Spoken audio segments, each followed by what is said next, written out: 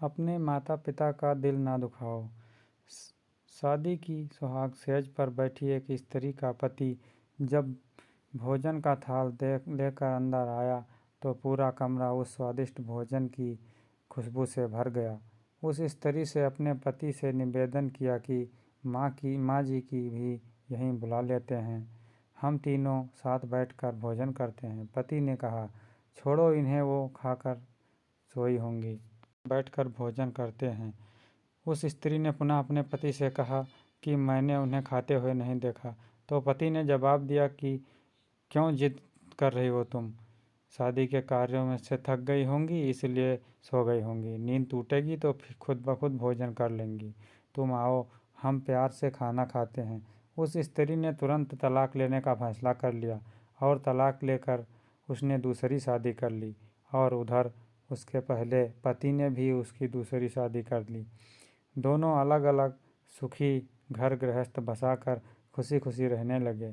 उधर उस स्त्री को के 2 बच्चे हुए जो बहुत ही सुशील और आज्ञाकारी थे। कई वर्ष बीत जाने के बाद एक दिन वह औरत अपने बेटों के साथ यात्रा पर गई हुई थी। एक जगह तीनों माँ बेटे भोजन के लिए रुके और बेटे भोजन परोसकर माँ से खाने की विनती करने लगे।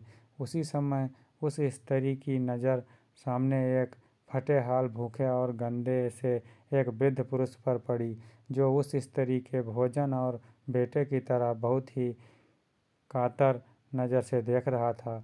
उस स्त्री को उस पर दया आ गई और बेटों को बोली, जाओ पहले उस वृद्ध को नहलाओ और उसे वस्त्र दो, फिर हम मिलकर भोजन करते हैं। बेटे जब उस वृद्ध को नहलाकर कपड़े पहनाकर उसे उस स्त्री के सामने लाए तो वह स्त्री आश्चर्यचकित रह गई। वह वृद्ध वही थी जिसने उसने शादी की सुहाग रात को ही तलाक दे दिया था। उसने उसे पूछा कि क्या हो गया जो तुम्हारी हालत इतनी दयनीय हो गई। उस वृद्ध माँ ने नज़र झुका के कहा कि सब कुछ होते ही मेरे बच्चे मुझे भोजन नहीं देते, मेरा तिरस्कार करते थे, मुझे घर से बाहर निकाल दिया। उस स्त्री ने उस वृद्ध से कहा कि इस बात का अंदाज़ा तो मुझे तुम्हारे साथ सुहाग रात को ही लगा लेना चाहिए था, जब तुमने पहले अपनी बूढ़ी माँ को भोजन कराने के बजाय उस स्वादिष्ट भोजन की थाल लेकर मेरे कमरे में आ गए और मेरे बार बार कहने के बावजूद भी आपने अपनी माँ का तिरस्कार किया। उसी का फल आज आप भोग रहे हैं।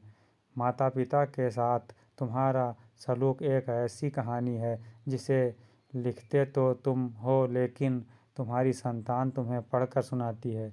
जैसा व्यवहार हम अपने बुजुर्गों के साथ करेंगे, उसी देखा देख कर हमें हमारे बच्चे भी गुण आता है कि शायद